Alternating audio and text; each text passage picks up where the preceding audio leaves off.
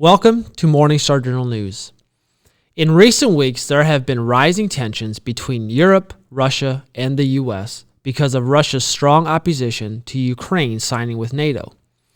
Russia has increased their troops along the Ukrainian border, and there has been talks that Russia might invade. If they do, what should the U.S. do about it?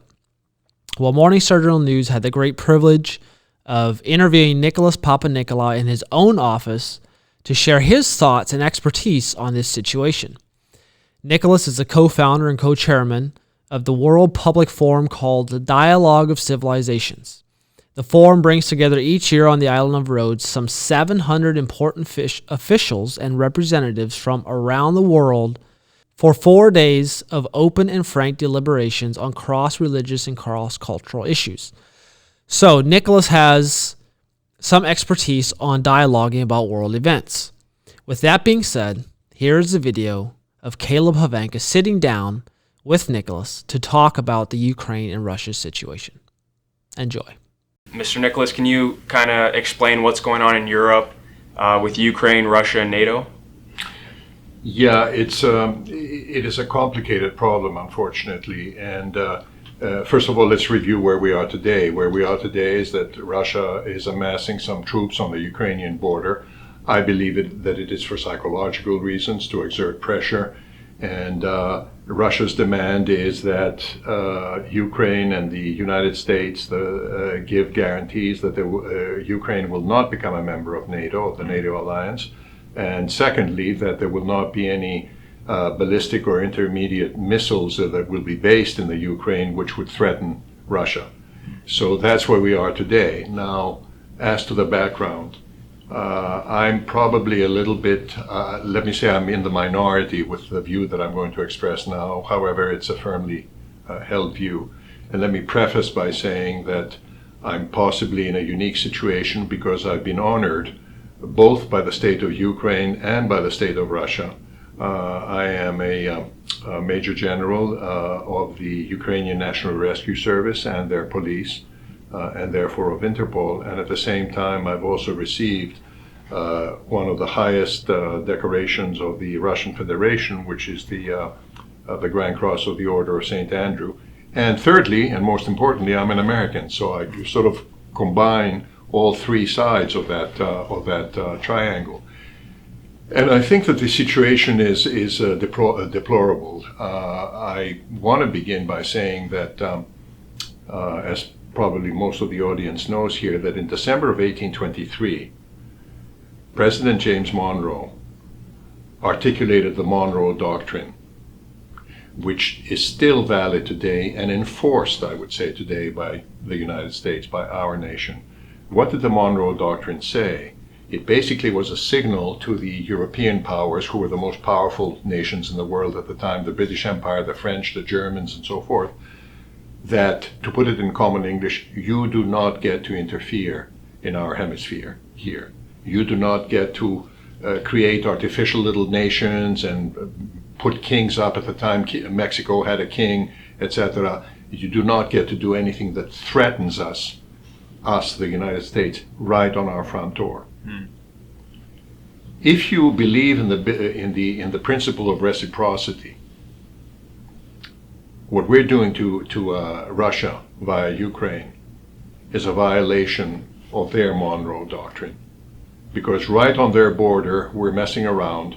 We're trying to extract Ukraine completely from their influence, but I have to say that when you look at it historically and from a a Christianity point of view, Ukraine is to Russia what New England was to the new American Republic.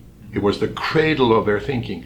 When Russia became a Christian nation in 983 or 984 AD, there was no Moscow. The city of Moscow wasn't even founded as a village until 1147 or so. There was no Moscow. It was just steppes, open plains.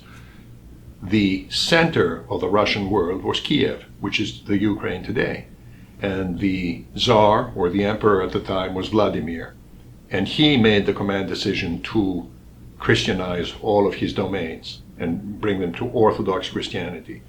So historically, from a religious point of view, Ukraine is extremely important to Russia, just as Boston and Philadelphia are extremely important to us. It's part of our history. So with the fall of communism in Russia, we undertook, and that was both Republican and Democrat administrations, an effort to extract, to wrest away from Russian influence the Ukraine. And of course the Russians don't like that. And I would submit that over the last, since the fall of communism in 1990, so over the last 31, 32 years, there's been a very delicate balance that has applied to the Ukraine, where it hasn't gone completely with the West, but it isn't completely with Russia either. It's somewhere in a very sort of dainty, precarious middle zone position. However, that balance has lasted for 30 years, and it has led to economic development in the Ukraine, and European Union loans and American loans, etc., etc. However, if you look at it from the Russian point of view, and also if you look at it from an international diplomacy fairness point of view, I do not believe that America can be saying, on the one hand, we are still enforcing the Monroe Doctrine. And by the way, when I say enforce, let me make a little parenthesis here. What did we do in 1962 when the Soviets and Fidel Castro tried to put missiles in Cuba, the famous Cuban Missile Crisis? The United States Navy blockaded Cuba. Nothing could go in or out unless we said so. Every ship that tried to approach, every plane that tried to approach would be brought down and searched and so forth. So we enforced the Monroe Doctrine, which I repeat said, you don't get to do anything in our hemisphere that threatens us.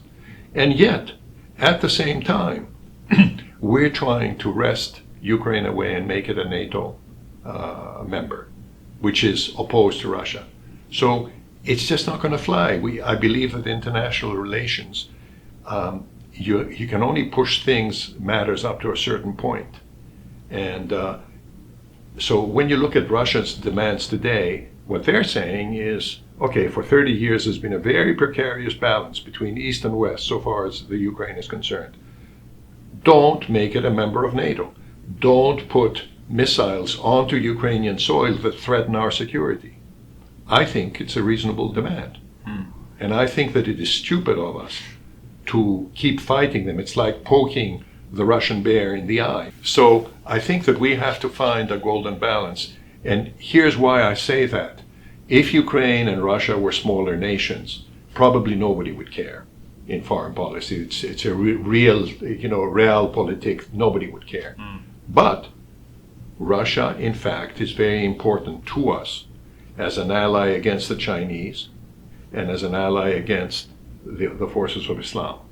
So it is entirely stupid for us to be provoking the Russian bear, poking it in the eye, right on its border, right in its religious and civilizational cultural center, when our interests lie not in provoking them, but in actually making an ally out of them, to join us in our problems with China, which are much bigger, and with Islam, which are much bigger. So it's a mistaken strategy. And unfortunately what has happened is that relations between the United States and Russia have been politicized by the Democrat Party, as we all know, and it's become kind of like the kicking ball. It's kind of like a soccer ball that you kick here and there and everywhere. And Ukraine has become, and I'm sorry to say this, the center for American corruption, as we saw with Biden's son and so forth. So instead of actually being wise and developing a strategic foreign policy vis-a-vis our relations with Russia and our relations with Ukraine, and trying to maintain that very delicate balance that has existed up until now, we keep provoking them. And so, again, I say that you have to look at these matters, especially when you're dealing with powerful nations like Russia and us, of course. You've got to be realistic, and you have to practice reciprocity, because if you don't, then you're getting somebody that is very powerful and full of nuclear weapons, very angry at you. And that's not wise, it's stupid. So what would you say to those who say that Russia's using this as an excuse to just, they've always had their eye on Ukraine. They've always wanted to, I guess, invade. It's been part Ukraine. of it's been part of their whole world, their cultural world. As I say, just like Boston and Philadelphia have been part of our world. Yeah. Imagine if New England had been torn away from us. It was a separate nation, and now our enemies were trying to wrest it completely away, wrest it and put it into a military alliance against us, and station nuclear missiles in New England. How would we feel? Probably wouldn't like that. That's my point. Yeah. And it's not wise. You need to be wise in foreign policy. Clearly, our interests lie in being able to draw Russia onto ourselves, and instead what we've done, and this goes back not only to Biden now, but also Trump actually tried to improve it, but Obama certainly, and Hillary Clinton when she was Secretary of State, and even before that, the Bush administration. We've done everything in our power to provoke them. Instead of saying, wait a minute, who are the strategic allies that we need to help contain China's aggression? There are two, India and Russia. We're doing a better job with India. We're doing a terrible job with Russia. Thank you for watching. Please check out our Morningstar Journal News website at morningstarjournal.com to see what's happening around the world from a prophetic and biblical perspective. You can also support our work by making a one-time donation or by becoming a monthly partner. Until next time, God bless you, and God bless America.